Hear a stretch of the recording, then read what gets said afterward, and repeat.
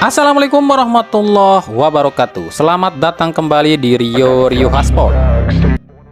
Sekarang ini kan udah mulai adem nih soal Sintayong yang katanya mau keluar dari timnas di bulan Juni 2024. Ya meskipun segala kemungkinan bisa saja terjadi.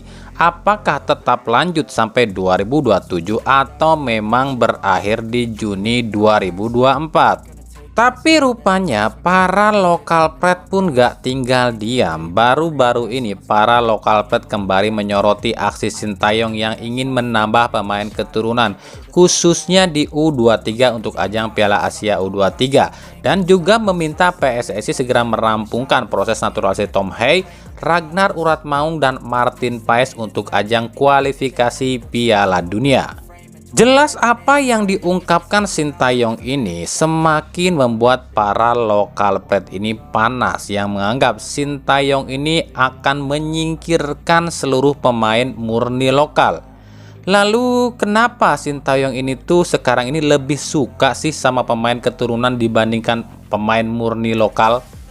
Kita ambil kutipan dari TV One artikel. Di sini dituliskan, Sintayong pun pernah mengatakan selama dia melatih timnas Indonesia di semua kelompok usia, ada satu hal yang sangat sulit dirubah oleh Sintayong atau sangat sulit diajarkan oleh Sintayong pada para pemain lokal kita, yakni adalah mental. Sintayong mengatakan dasar sepak bola itu ada 5, yakni mental, fisik, disiplin, skill, dan attitude. Dan mental inilah yang sulit diasah oleh para pemain lokal kita. Para pemain lokal kita ini gampang nyerah. Nah, ini kutipan Sintayong yang kami ambil dari tvone.com.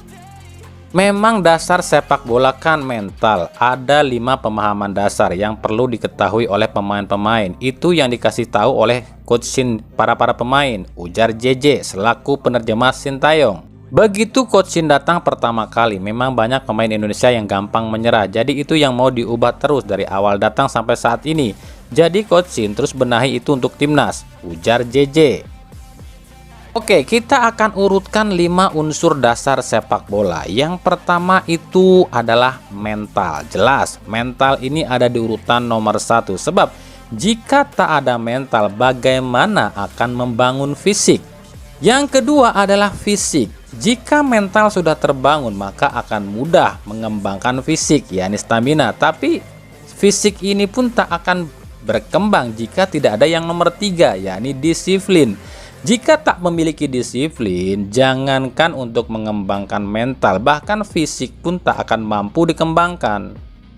Nah, ketika mental, fisik, dan disiplin ini sudah terbangun, baru bisa mendapatkan atau mudah mengasah skill, dan akan dibarengi dengan yang namanya attitude. Makanya 5 unsur inilah yang diutamakan di dalam sepak bola.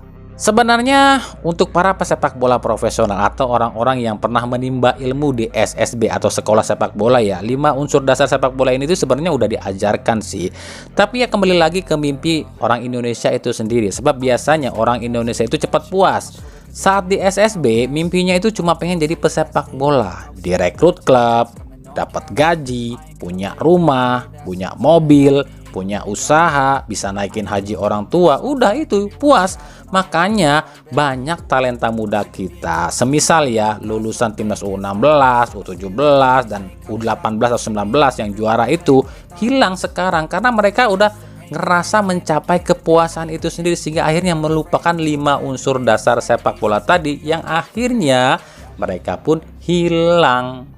Makanya ya, sebelum kita mengkritik, sebelum kita menghujat, sebelum kita mencaci para pemain keturunan, kenapa Sintayong mengambil pemain keturunan, ya kita harus berkaca dulu, kita harus cari tahu dulu kelemahan para pemain lokal kita. Tapi yang jadi pertanyaan adalah kenapa para lokal pret ini masih menghujat Sintayong, khususnya Tommy Welly, sampai-sampai ya di unggahan Instagram terbarunya dia ini nulis caption, "Cepat pergilah kau Sintayong." Dia bilang dia ini nggak anti sama Sintayong loh, cuma nagih janjinya Sintayong aja. Emang janji Sintayong apa? Emang kenapa dengan Sintayong? Itu kan cuma alasan Anda aja biar Anda ini bisa memasukkan antek-anteknya Lanyala Mataliti ke dalam tubuh PSSI. Kita semua tahu Anda itu adalah mantan esko PSSI-nya era Lanyala Mataliti. Jadi wajar pas ketika Lanyala Mataliti kalah di KLB, ya otomatis ada yang sakit hati dan ingin memasukkan antek-anteknya Lanyala ini ke PSSI dengan harapan bisa memenuhi kuota yang diinginkan. Makanya yang jadi sasaran utama adalah Sintayong, sebab Sintayong bukan orang Indonesia.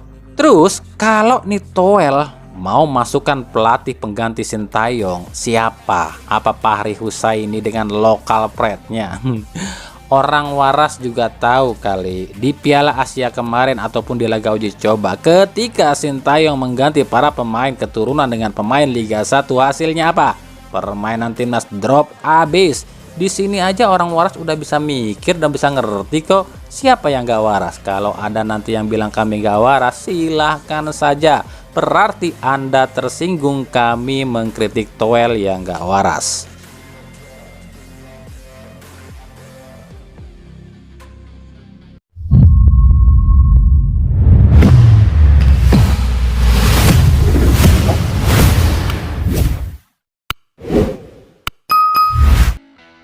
Seperti yang pernah kami duga, jika penundaan penggunaan VAR di Liga 1 ini sudah direncanakan yang tujuannya agar mafia-mafia ini masih bisa main di sepak bola Indonesia. Seperti di pekan 24 ini masih banyak sejumlah kontroversi wasit yang harusnya jika sudah ada VAR ini bisa diminimalisir. Kita ambil contoh salah satunya aja ya di laga antara PSS Sleman kontra Persikabo. Ini sih yang paling parah menurut kami. Kita lihat video ini.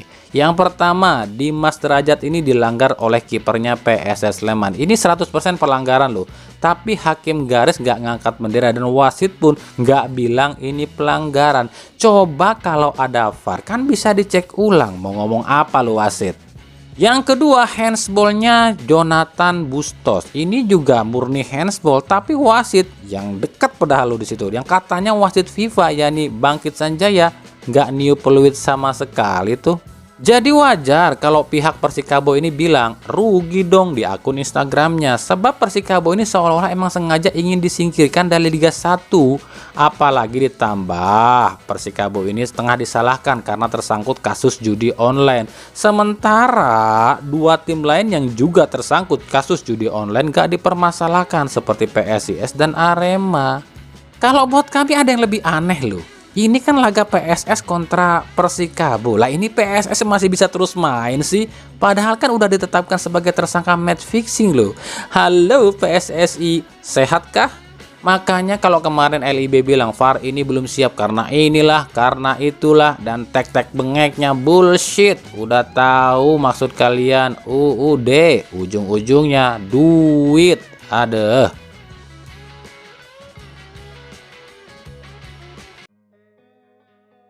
Winger timnas Indonesia asal Papua milik PSM Makassar Yaakob Sayuri terpantau mengunggah ucapan perpisahan di akun Instagramnya. Meskipun belum ada konfirmasi resmi dari pihak Yaakob maupun PSM, tapi banyak yang menduga jelas Yaakob ini resmi keluar dari PSM. Sebenarnya sih ini nggak usah kaget lagi ya. Di awal musim ini pun udah santer banget.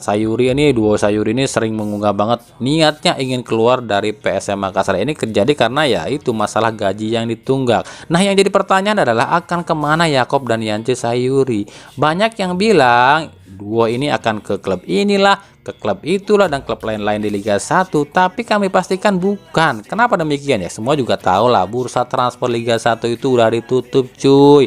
Ya otomatis kalaupun duo Sayuri ini keluar, ya mereka menujunya ke liga luar. Kalau tebakan kami pribadi sih mungkin ya ke Liga Thailand. Kenapa demikian? Sebab di Liga Thailand ada dua kompatriotnya, yakni Yanto Basna dan juga Asnawi Mangkualam. Tapi ya kita lihat nanti aja.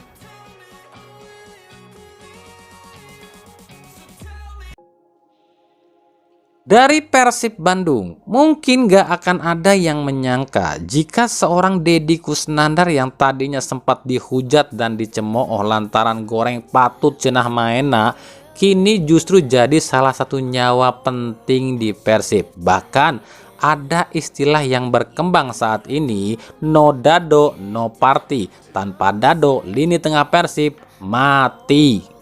Ini kan ironis, Dado ini sudah berumur tapi justru ngalahin para pemain muda di posisinya. Robby Darwish dipinjamkan, Abdul Aziz jadi cadangan abadi.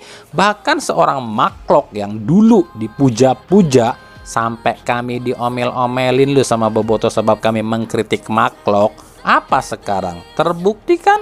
Maklok sekarang udah tambah turun, bahkan di timnas pun udah nggak kepake sama Sintayong. Lalu kenapa nih? Apa resepnya Dado ini bisa seperti sekarang ini? Cuma satu, Dado ini fokus pada satu titik aja, itu kuncinya. Dado cuma fokus di Persib aja, selain di keluarga ya, nggak ada fokus ke tempat lain. Bahkan bisnis kulinernya pun serahkan pada saudaranya agar bisa fokus di Persib.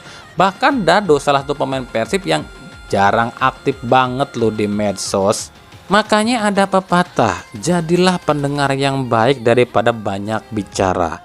Daripada pemain itu kebanyakan ngoceh, terlalu banyak show up di medsos. Sementara kita tahu medsos itu adalah gudangnya para setan-setan penghujat yang bisa menghancurkan fokus dan karir pemain. Udah banyak contohnya. Kita lihat Febri Haryadi yang digadang-gadang sebagai wonderkidnya Persib kan hancur gara-gara kebanyakan endorse, kebanyakan iklan, kebanyakan di sosmed, sampai lupa latihan. Beckham Putra pun sama, semakin turun performanya. Yang paling anjlok adalah Maklok.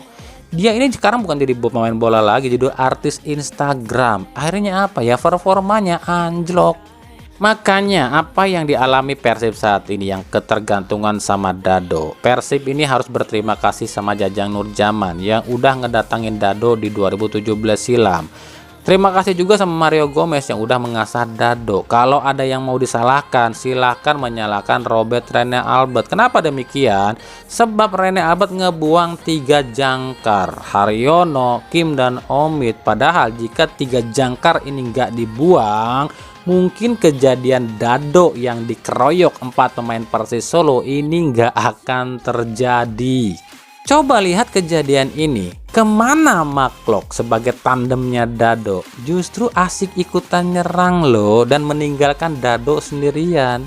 Sudah saatnya Persib berbenah. Sudah saatnya Boyan Hodak berbenah. Ambil saja pemain yang mau ikut instruksi pelatih. Buang pemain yang so artis. Ngerti dong yang maksudnya so artis.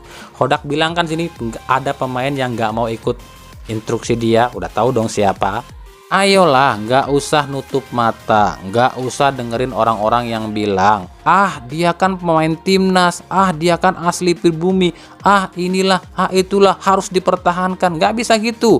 Kalau mau maju ya cari yang mau maju, cari yang mau dengerin instruksi pelatih. Buat apa pemain kalau nggak mau dengerin pelatih, ya suruh ngelatih aja sendiri.